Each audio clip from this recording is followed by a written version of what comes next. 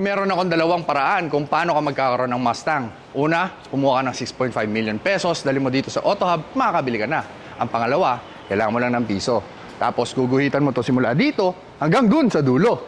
Ang kaso, kailangan mo magtrabaho sa kanila ng mga 30 years. Sayong-sayo na to. Ako nga pala si Boss Carl. Tara, ikutin natin ang ipapamana mo sa apo mo.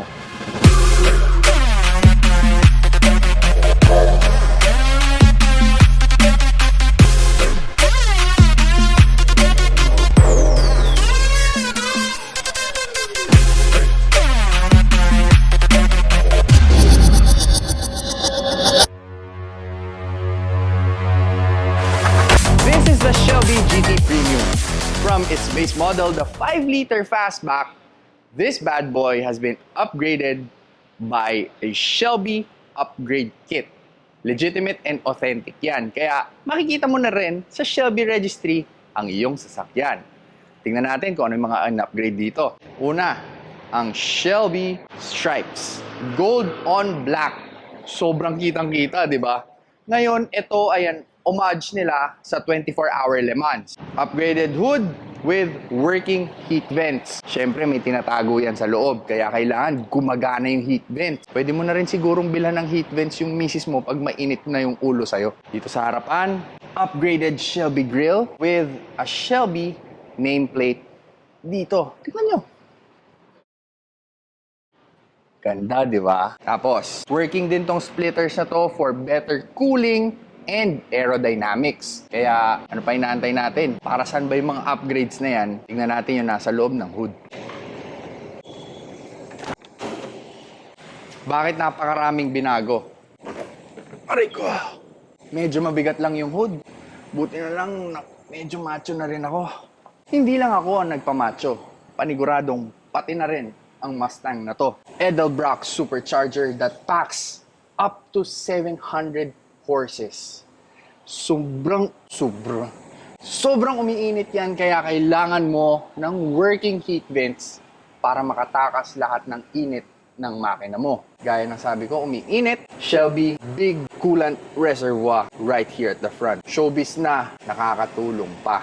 Di mawala ang mga Shelby caps for your washer fluid, engine oil, and brake oils. Sobrang ganda, di ba? Paano mo ngayon i-perform to? Kailangan meron kang Shelby upgraded sway bar and Ford Performance suspensions. Nandyan na ang 0 to 100 ng 5-liter fastback from 4.4 second. Ngayon, with the Shelby upgrade, 3.5 na lang yan. Malayo yung 1 segundo na yan.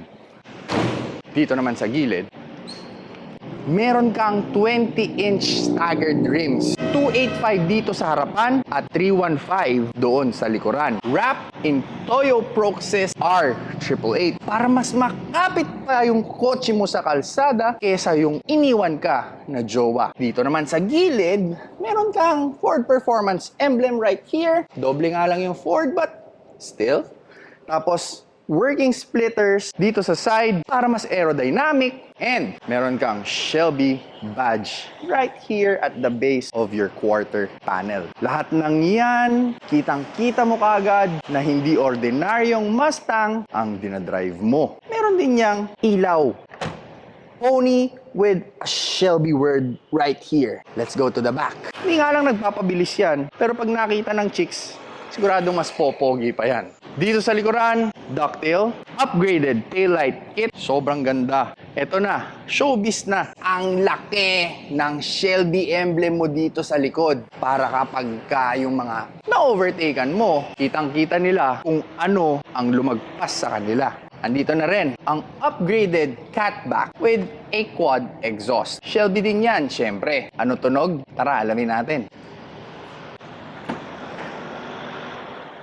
Richard,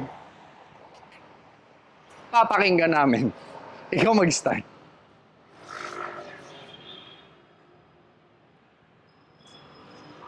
Si Richard nga pala. Tara, ito, pakinggan natin, dali. Woo! Sumikip yung pantalon ko! Yan ang isa sa mga hindi mawawalang nagpapakilig ng kalamnan ko. Ang napakasarap na tunog at ungol ng V8 engine. Orgasmic. Dito sa loob, ang unang-unang makikita mo na Shelby GT upgrade is an emblem badge dito sa door seal. Para pagpasok mo, lagi kang nare-remind na Shelby na nga pala ang dala ko. Tara, pasok tayo sa loob. Siyempre, patayin muna natin yung makina. Direct goods ba yung audio ko? Okay. Sige, kahit di na daw patayin ang makina. Dito sa loob, siyempre, pare, performance kagad ang mararamdaman mo. Steering wheel leather, 12 inches pa rin na fully digital gauge panel na nagpapalit ng itsura based sa driving mode mo. We have 4+1 driving mode. Bakit 4+1? Kasi hindi mo naman nagagamit yung panghuli. Ano-ano ba yan? Normal mode. Next is your S Plus or Sport Plus mode, which will practically the same ng itsura sa instrument panel mo with the normal mode, pero ginagamit kadalasan ang Sports Plus for spirited driving kung paakyat ka ng Baguio or Antipolo, tapos may angkas na dinidiskartehan mo. Next, hindi mawawala ang track mode. Siyempre, performance vehicle na nga to, mga idolo. Kung meron ka ng track mode, pwede ka nang pumunta sa track nang wala nang added tuning or added whatever you will do in the car. Pipitikin mo lang yung switch dito, magpapalit na kagad yung driving mode mo. Kung ayaw mo ng track mode, para sa mga dragista, meron din yan. Dragista, hindi durugista. For drag, it's practically the same, but the engine performance definitely magbabago na yan. Kasi more on torque than high speeds ang drag. Okay. And the +1 is your snow or wet modes. Pwede mong gamitin yan kapag paubos na yung gasolina mo, tapos nag-aalangan ka kung aabot ka sa susunod na stasyon ng gasolinahan. Sa steering wheel, meron ka pa rin infotainment controls. Ang nakakatuwa, meron na siyang paddle shifter. Unlike the previous models na nandito yung plus-minus. And then, right here is of course your cobalt analog gauges for your boost pressure, fuel pressure, and oil temperature. Enclosed in a Shelby carbon fiber dock right here in the middle. Aircon vents right here, your 8-inch infotainment panel touchscreen with Apple CarPlay and Android Auto. Nandito na rin ang dual climate control. Okay, next is the fun button right here. Traction control off. Tapos, nandito yung start-stop, standard PRND na shifter, meron ka pa rin dalawang bottle holder. Itong nakakatuwa, kahit na updated design, hindi mawawala ang manual handbrake. Nga pala, kapag may gustong umangkas na mga tropa, may dalawang maliit na upuan sa likuran. Pero I don't suggest you use it kasi nakakahilo doon kapag pasikat yung nagmamaneho. Ano pa ba? 12 speakers ang nasa loob ng cockpit na to. Mukhang masaya mag-Netflix and chill pag nag-drive ka sa Antipolo. Gusto mong sumama? Sagot ko na yung foods mo. O, paano? Balik na tayo sa labas. Extra na ako.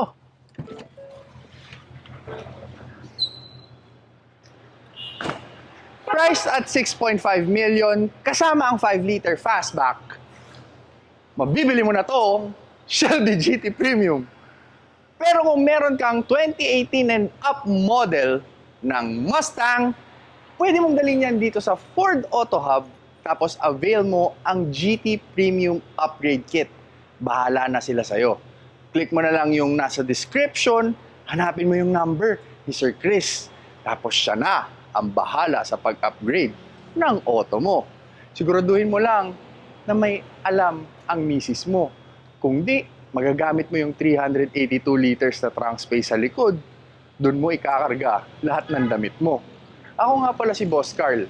Laging tatandaan, mas magandang updated sa mga ganitong bagay kaysa makipagmarites sa kapitbahay.